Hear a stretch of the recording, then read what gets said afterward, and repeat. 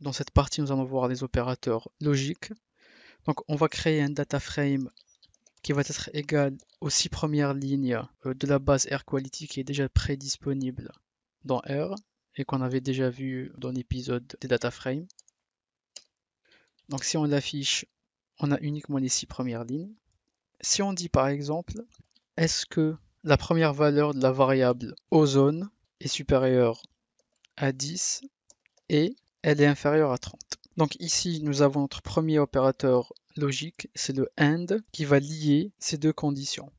Donc la première condition, elle va dire si 41, qui est le premier élément de la variable ozone, est-ce que 41 est supérieur à 10? Donc cette première condition, elle va renvoyer vrai.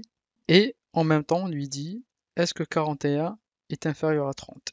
Donc la deuxième condition, elle va renvoyer false. Donc toute cette condition, elle va renvoyer false, puisque l'une des deux, elle renvoie false.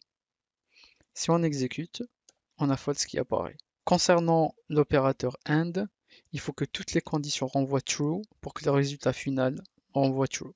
Donc maintenant, on va voir l'opérateur OU.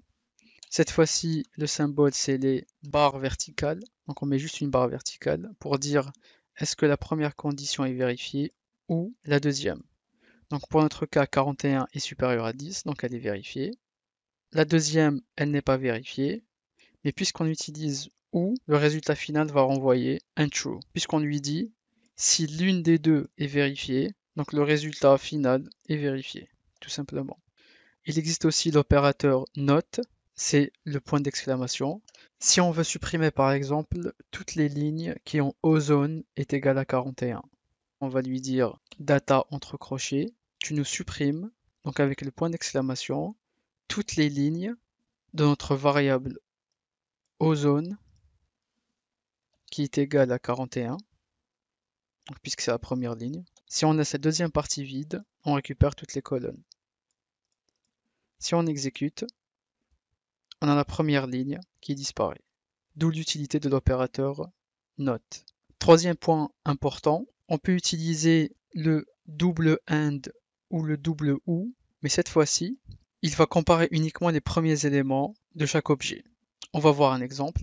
Si par exemple, je récupère la variable wind, donc c'est la troisième colonne, donc je lui dis est-ce que wind est supérieur à 10 et wind est inférieur à 30.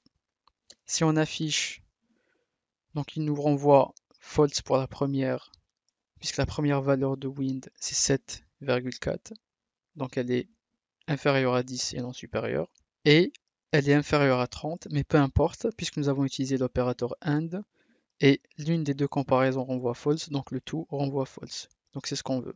Donc la même chose pour toutes les valeurs, vous pouvez vérifier chez vous. Si on remplace le AND par un double AND, R, il va comparer uniquement le premier élément. Donc il ne va pas s'embêter à comparer le reste.